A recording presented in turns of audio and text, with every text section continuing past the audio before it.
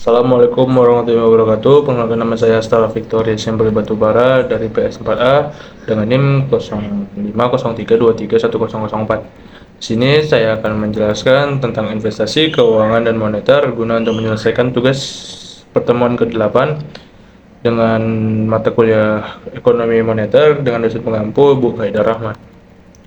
Nah, untuk langsung saja, yang pertama, pengertian investasi. Investasi adalah tindakan menempatkan dana atau aset dengan harapan memperoleh keuntungan atau pertumbuhan nilai di masa depan. Tujuan utama dari investasi adalah untuk menghasilkan pendapatan tambahan atau meningkatkan nilai aset dengan risiko yang terukur. Investasi dapat dilakukan berbagai bentuk, termasuk pembelian aset seperti saham, obligasi, properti, atau komoditas, dan bisa dilakukan baik oleh individu maupun institusi.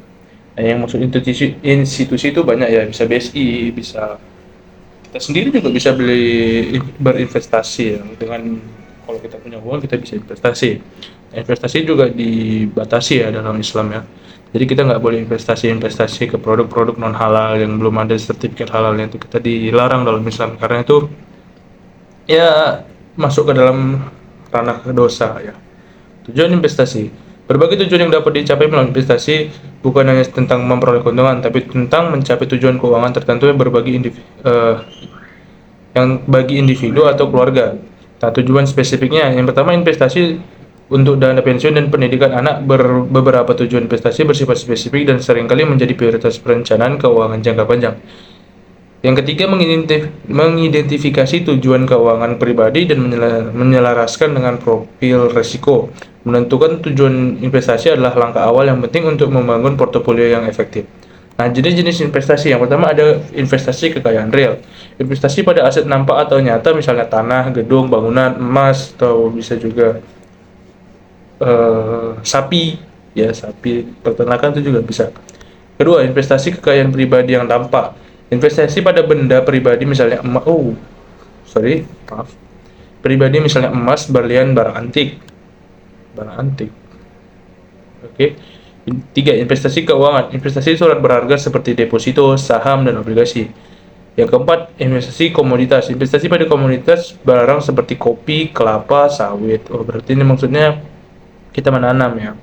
Berarti hewan juga termasuk dong di sini. Pengertian keuangan. Dalam sistem perekonomian manapun, fungsi utama uang adalah sebagai alat tukar. Ini adalah fungsi utama dari uang, sebagai alat tukar, sebagai nilai pengukur juga bisa. Dari fungsi ini diturunkan fungsi-fungsi lain seperti uang sebagai pembakuan nilai, uang sebagai penyimpan kekayaan, uang sebagai satuan perhitungan, uang sebagai pembakuan pembayaran tangguh.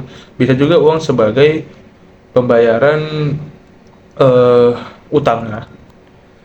Manajemen keuangan. Tugas Departemen Keuangan dalam suatu perusahaan yang diwakilkan oleh manajer keuangan sangat berat. Pencapaian tujuan perusahaan lebih banyak dibebankan kepada manajer keuangan dalam rangka mencari pengelola dana yang ada.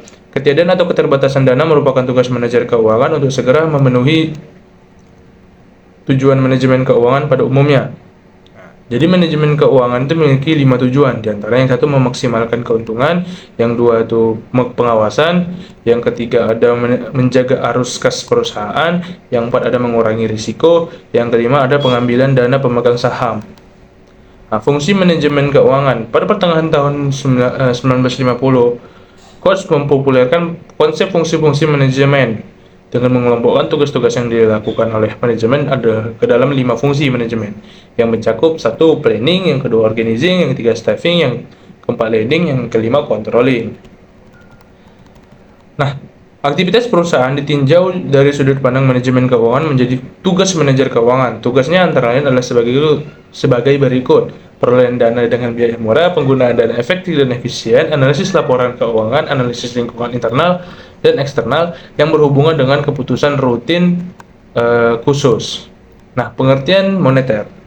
Kebijakan moneter adalah suatu pengendalian dan pengarahan dalam kegiatan perekonomian makro ke kondisi yang situasinya yang lebih baik dengan cara mengatur jumlah uang yang beredar.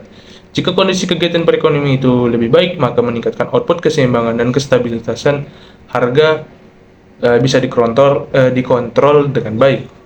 Nah, jenis-jenis kebijakan moneter. Yang pertama ada moneter ekspansi dan moneter kontraktif. Yang dimaksud kebijakan moneter ekspansi ini adalah bentuk kebijakan untuk menambah jumlah uang yang beredar dan tindakan dilakukan pada saat munculnya kontraksional gap. Sedangkan kebijakan moneter kontraktif ialah bentuk kebijakan dalam mengurangi jumlah uang yang beredar. Kebijakan moneter kontraktif ini dilawan dengan kebijakan moneter ekspansif, dikenal dengan istilah kebijakan uang ketat atau tight money policy. Instrumen kebijakan moneter. Kebijakan moneter dapat dilakukan dengan menjalankan instrumen kebijakan moneter, yaitu antara lain: 1. Operasi pasar terbuka. Yang kedua, fasilitas dikonto. 3. Rasio cadangan wajib. Yang keempat, imbauan moral. Nah, tujuan kebijakan moneter dalam ekonomi Islam yaitu Indonesia mempertahankan konsep nilai ini dikarenakan nilai rupiah berfluktuasi terhadap mata uang negara lain, artinya naik turunnya gitu. Untuk meraih kestabilan pada praktik keuangan, peran menstabilkan nilai tukar itu sangat penting ya.